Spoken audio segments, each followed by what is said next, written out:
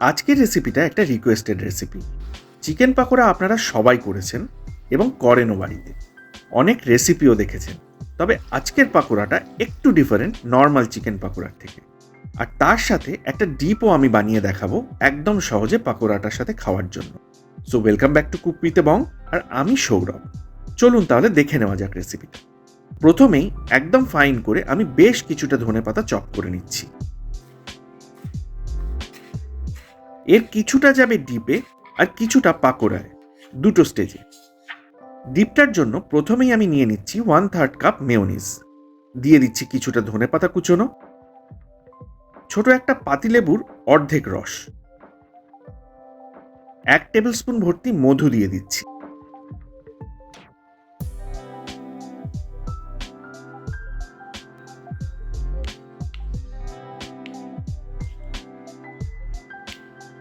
আর 1 table spoon ভর্তি tomato ketchup.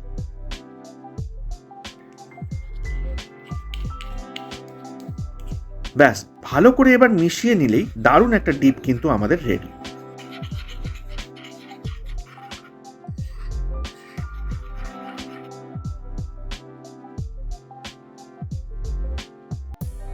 এবার boneless chicken আমি নিয়ে নিয়েছি 300 গ্রাম মতো। আমি বডির পার্ট নিয়েছি আর ছোট ছোট কিউবে কেটে নিয়েছি। এবার এর মধ্যে আমি নিয়ে নিচ্ছি 2 টেবিল স্পুন বেসন, 1/4 টিস্পুন হলুদ গুঁড়ো, ছোট 1 টিস্পুন শুকনো লঙ্কার গুঁড়ো, 1/2 টিস্পুন জিরে গুঁড়ো, 1/2 টিস্পুন ধনে গুঁড়ো, গরম মশলা নিয়ে নিচ্ছি 1/4 টিস্পুন, স্বাদ মতো নুন নিয়ে নিচ্ছি, লেবুর রস বাকি অর্ধেকটা দিয়ে দিলাম, আদা আর রসুনের পেস্ট দিয়ে দিচ্ছি 1/4 টিস্পুন করে, আর দিয়ে দিচ্ছি বাকি ধনে পাতার অর্ধেকটা। এবার ভালো করে এগুলো আমাদের চিকেনের সাথে মাখিয়ে নিতে হবে।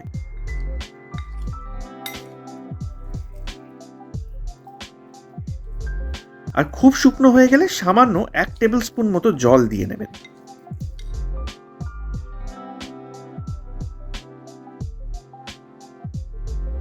এবার এটাকে আধ ঘন্টা ম্যারিনেশনের জন্য ছেড়ে দিতে হবে। এবার আমি আলু নিয়ে নিয়েছি। অবশ্যই আলুগুলো যেন একটু লম্বার দিকে হয়, এটা মাথায় রাখবেন। বাজার থেকে সেভাবেই বেছে নেবেন। এরপর একটা গ্রেটারের যে দিকটা গ্রেট করলে বেশ লম্বা লম্বা আর সরু আলুর লাচ্ছা মতো তৈরি হবে, সেই দিকটা দিয়ে আলুগুলো আমাদের গ্রেট করে নিতে হবে। এখানে আলু আমি নিয়ে নিয়েছি 600 গ্রাম মতো। আর মাথায় রাখবেন, আলুর যে দিকটা বেশি লম্বা সেই দিকটাই কিন্তু ঘষতে হবে, তাহলে লাচ্ছাগুলো একটু লম্বা লম্বা বেরোবে। আচ্ছা, এবার এই আলুটার মধ্যে এক এক করে আমি নিয়ে নিচ্ছি 3 টেবিল স্পুন কর্নফ্লাওয়ার, ময়দা 2 টেবিল স্পুন, 1/2 টিস্পুন লঙ্কার গুঁড়ো, 1/2 টিস্পুন গোলমরিচের গুঁড়ো, 1/2 টিস্পুন গার্লিক পাউডার। এখানে গার্লিক পাউডারের বদলে আপনারা রসুন বাটাও দিতে পারেন। দিয়ে দিচ্ছি 1 টিস্পুন অরিগানো, স্বাদ মতো নুন, আর বাকি ধনেপাতা কুচিটা। এবার ভালোভাবে আলুটাকে আমাদের এই সবগুলোর সাথে মাখাতে হবে, আর এই মিনিট 5-7 জন্য ছেড়ে দিতে হবে। এর মধ্যে দেখবেন আলু থেকে বেশ কিছুটা জল বেরিয়ে এসে বেশ ময়েস্ট মাখা মাখা একটা টেক্সচার তৈরি হবে। আর একবার আমাদের একটু মাখিয়ে নিতে হবে। এবার দেখুন, ঠিক আমি যেভাবে অ্যাসেম্বল করছি, এক হাতে কিছুটা ওই আলুর লাচ্ছা নিয়ে একটু স্প্রেড করে মাঝে একটা ম্যারিনেটেড চিকেনের টুকরো নিয়ে নিচ্ছি, আর ওপর থেকে আরও কিছুটা ওই আলুর লাচ্ছা দিয়ে কভার করে ছোট ছোট ডিম্বাকৃতি পাকোড়ার মতো শেপ দিয়ে নিচ্ছি। এটা একটু ধৈর্য ধরেই করতে হবে।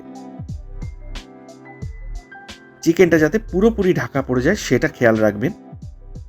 একটা দুটো বানিয়ে ফেললেই দেখবেন পরেরগুলো ইজি হয়ে যাবে।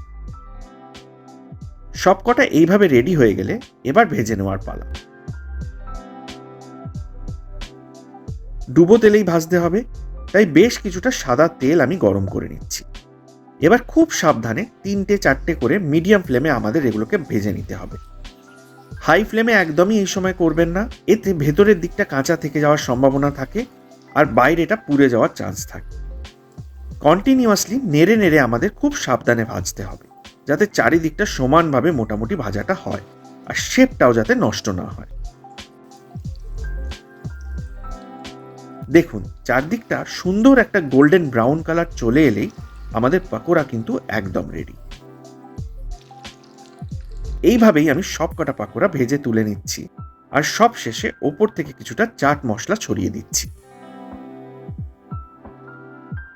যতক্ষণ না কেউ খাচ্ছে, কেউ কিন্তু ধরতেও পারবে না যে এটা চিকেন পাকোড়ারই একটা ভ্যারাইটি।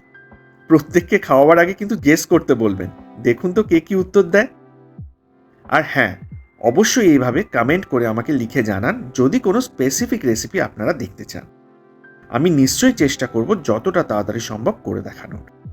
যাই হোক, রেসিপিটা ভালো লাগলে লাইক, শেয়ার আর সাবস্ক্রাইবের রিকোয়েস্টটা কিন্তু রইল।